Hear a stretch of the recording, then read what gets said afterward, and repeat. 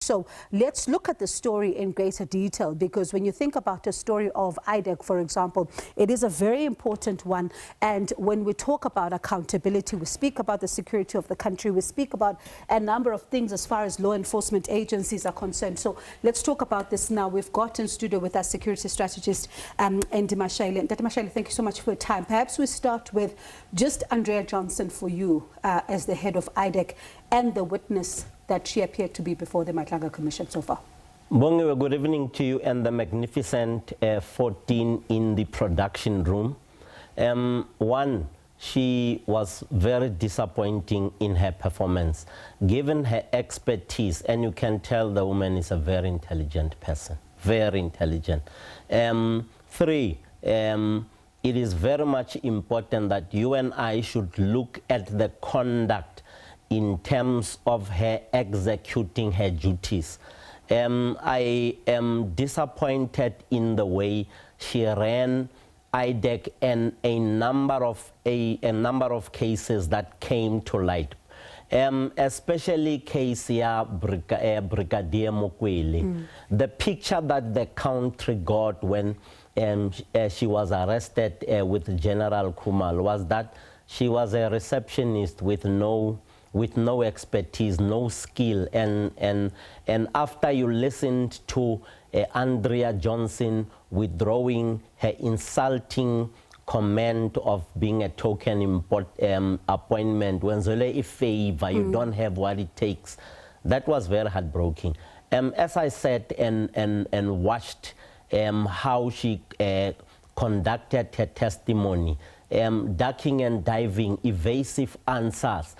She didn't come out as a person with integrity aimed at ensuring that she assists the Madlanga Commission in identifying if there was capture of IDAC.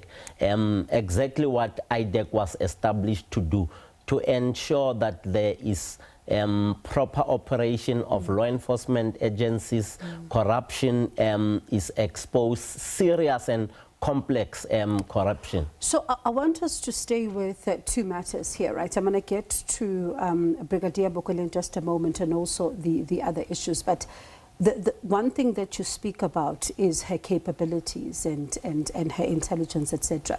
When you listen to what she's had to say so far, is it a case of being too trusting of investigators? Because it seems that she keeps on referring to the team and how she trusted the team and what the team presented before her, and also how she delegated authority when it comes to some of these matters. Fadil Adams, for example, when he sent that particular complaint. So is it an issue of someone who was too trusting and gave the team, you know, almost carte blanche to do what they needed to do? Or does it tell us something else about her ability to run that office? Bongiwe, the buck stops with Andrea Johnson. You have to have the powers and the spirit of discernment when you deal with a huge team of people. Some of them will hoodwink you. You will be given fish and chip stories and believe them if you don't go into the second, third, and fourth level detail in terms of getting people to account, to explain, to analyze, not give you findings and recommendations only. And you have to understand the value chain in the decision-making process, so that at the end of the day, when you are thrown before the Madlanga Commission, you know your story. What am I saying? In short, she appeared not to know her story. Pardon me, especially because this is a case involving the head of crime intelligence. You would have thought that she would want to get involved. She would want to know exactly what's going on, given the fact that it could, draw media attention. You're quite correct, Bongiwe. Remember that your team is prosecution-led, that does the investigations. How Mr. Padiakchi turned out at that hot seat in terms of the investigation, the generation of the Section 27 referral of Fadil Adams, and we later realized that it was a fictitious Section 27 referral. They had to solicit, and she has admitted to soliciting which is not supposed to happen. People should come up to you and say, Sisbongiwe, as the head of DPCI or SAPS or IDAC, here's information that you can turn into intelligence. But now when you have to come to me and say, Andy, Unan, what do you have that can be information that can be turned into an intelligence product that will then use against Pule in this room or Maheketla in the other room? You don't have any authority to solicit, which is what we learned in Tate Madlanga, putting us through the paces by interviewing and questioning Mama Johnson. And we picked up some serious confessions and admissions, and that to some of us in the country was very disappointing in terms of the integrity and the reputation of the institution, IDAC. It says a lot about this kind of leadership, and we don't have to agree to that kind of leadership in future. I'm going to get to what it does to the credibility of the office in just a moment, but you speak about concessions. There is a question she's then asked about when did she come to know about this matter, and it takes her back to the Ad Hoc Committee, for example, and she says that to the Ad Hoc Committee, I mumbling an answer to say I would have prepared, but not as much as going back in time as I've done for this commission, putting it mildly, one could say. So that speaks volumes about how seriously she took the work of the Ad Hoc Committee and versus the work of the Madlanga Commission. Bongiwe, I did say to you some few months back when we had a discussion of this nature, I did say to you the Ad Hoc Committee does not carry the same weight in the minds of the public and the minds of some of the witnesses as is the Madlanga Commission. We did have this discussion. People went to the Ad Hoc Committee knowing that they're going to run circles around the politicians because they don't know the method of operation of law enforcement agencies, including IDAC, and you could tell the level of responses there, and you saw the conduct, how she was answering the Ad Hoc Committee members, compared to what you are seeing from a response point of view, the conduct with in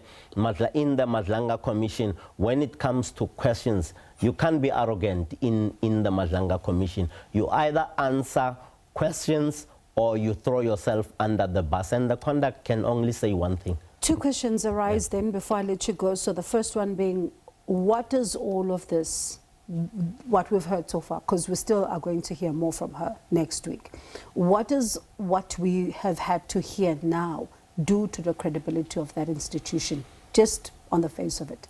Do I trust and do I like IDAC for what I have seen in the last few days? I can tell you no, for now. How many people carry the same sentiment that I'm carrying in the whole country?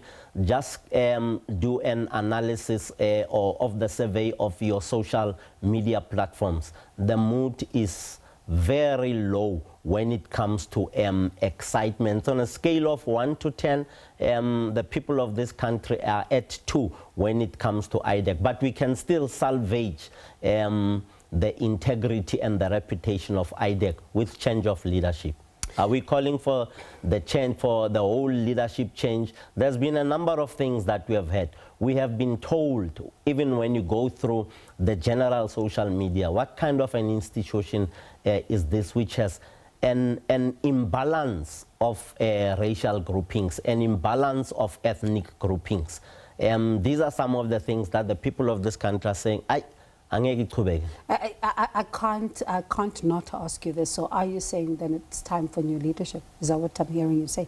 Given the conduct that we are seeing and what came out of the testimony of people at IDAC, people don't have, South Africans or most South Africans don't have confidence in the leadership of IDAC. And so do I, until advised otherwise, Bongiwe. Maybe next week when she comes through, she will change my confidence level in her as a leader and the leadership team that solicited referrals from people like Mr. Fadil Adams. As a final one then, staying with the Madlanga Commission, Suleiman Karim, still today. We heard that postponement application. We still don't know which way it will go, because the Commission will give us a sense possibly next week, hopefully, to hear as to is he going to be able to come and do the evidence leaders get the 14th of August as they're asking for, but also at the same time, do we get an independent medical examiner to then look into him? What do you read into these postponements, the requests for postponements? Let's do a back to front, Bongiwe. He will appear before the Madlanga Commission. Definitely he will. He can run, duck and dive and do all of these things and get the country frustrated and the Commission frustrated. I understand that it's not nice sitting on that hot seat. I've been in the chamber, looked at people sweating, drinking a lot of water in the chamber, but ultimately they arrived and they told what needed to be heard by the Commission and the criminal justice system and the people of South Africa. And law enforcement acted. Some of them are still in jail. Some of them have received a string of bails behind their nail. So I'm not worried about him appearing, ducking and diving now, requesting postponement. I do know that he is going to appear, like it or not, kicking and screaming. Interesting times ahead. Thank you for stopping by. Appreciate it. That is the security strategist who's no stranger to the show, Andy Mashaile.